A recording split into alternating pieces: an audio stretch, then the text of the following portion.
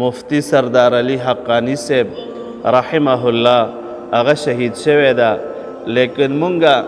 د هغه په باره کې رونو څه خدشات دي د علماء کرامو چې حضرت مفتی صاحب رحمت الله علیه په کومې طریقې سره شهید شوی ده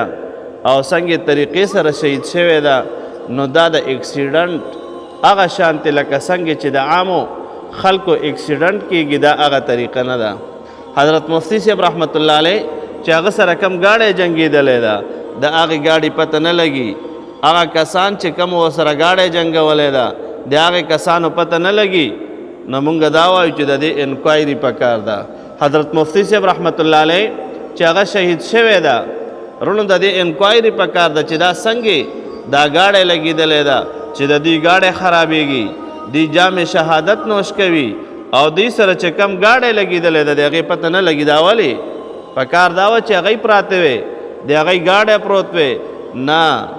حضرت مفتی صاحب رحمت الله علیه هغه شهید شروع دا ده مشن د مشن ګورئ د دې نه مخکې څومره علماء کرام شهیدان شول. شیخ الحدیث حضرت مولانا محمد حسن جان شهید رحمت الله علیه هغه په جام شهادت نوش کو په ګولو باندې او په سینې مبارکې باندې ګولۍ وخوړې. ډاکټر عادل خان شهید رحمت الله علیه او داسې زمونږ نور شیخ الحدیث حضرت مولانا نصیب خان صاحب رحمت الله علیه، داسې زمونږ لوی اکابر حضرت شیخ الحدیث حضرت مولانا سمیع الحق شهید رحمت الله علیه رونو دا علماء کرام لاړل او د دې پرسان نشته، د دې تپوس والا نشته. رونو الله جل شانه په قیامت کې تپوس کوي. نبی کریم صلی الله علیه وسلم مبارک په غزوه احد کې غاښونه مبارک شهیدان شول، په مخ مبارک باندې وینې بهیدلې. نبی کریم صلی الله علیه وسلم مبارک وینې مبارکې پاکولې او فرمایلې کیف یفلح قوم،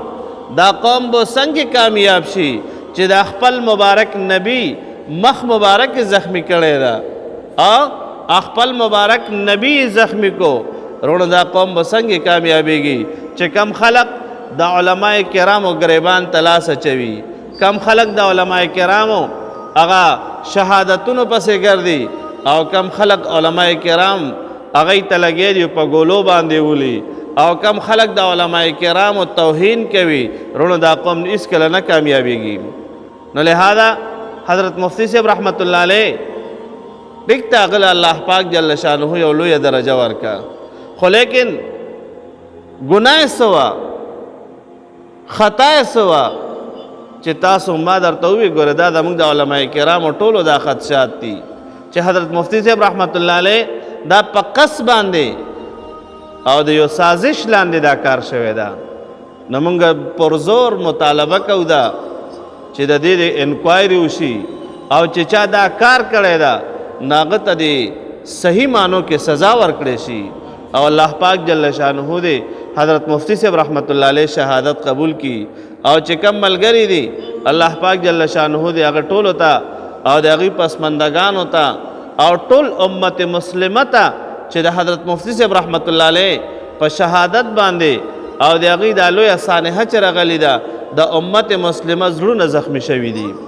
الله پاک جل شانه دې د هغې پسماندګانو ته صبر جمیل ورکي او خدای پاک جل شانه دې حضرت مفتی صاحب رحمت الله علیه قبر مبارک د جنت باغیچه وګرځوي او الله پاک جل شانه دې رونو کشران معشومان بچی ته نه پاتې شوي دي،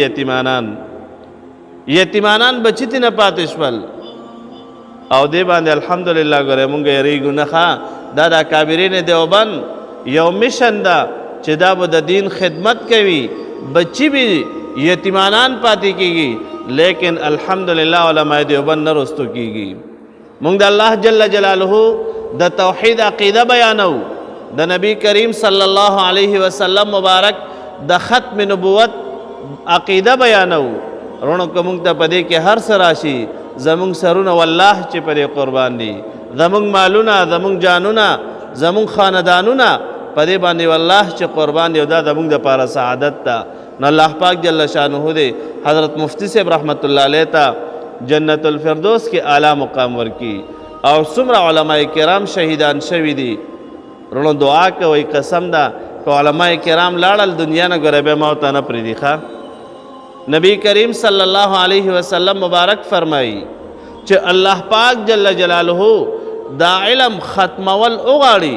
نو دا د انسان د سینې نه علم نه وباسي بلکې علماء کرام به وفات کی علماء کرام به د دنیا نه لاړ شي بیا به جاهلان پاتې شي جاهلان به پاتې وي په دنیا کې ای به مشري کوي هغه به خپله ګمراه وي او خلکو ته به بده لاره ښایي د ګمراهۍ لاره به ښایي نو لهذا که علماء کرام لاړل رڼو بیا به قیامت ردي الله ویلو والا نبی کریم صلی الله علیه وسلم مبارک فرمایي که الله ویلو والا دنیا نه لاړل بیا به قیامت ردي رڼو الله ویلو والا دا علماء کرام دي قسم د ما او تا ته دا طریقې ښایي ما او تا ته قرآن پاک ښایي ما او تا ته احادیث ته رسول الله صلی الله علیه وسلم مبارک ښایي که دا علماء کرام لاړل نو دنیا تباه کیږي لہذا دغه خلقو چې چا دا طریقه او دغه کار اختیار کړی د حضرت مفتی صاحب رحمت الله علیه ته نو موږ دا وایو چې دوی له ګورې داسې سزا پکار ده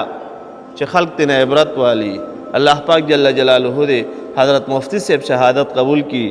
او پسماندگانو ته دې الله پاک جل شانه صبر جمیل ورکی او پاغه باندې اجر جزیل ورکی وصلی الله تعالی علی خیر خلقه سیدنا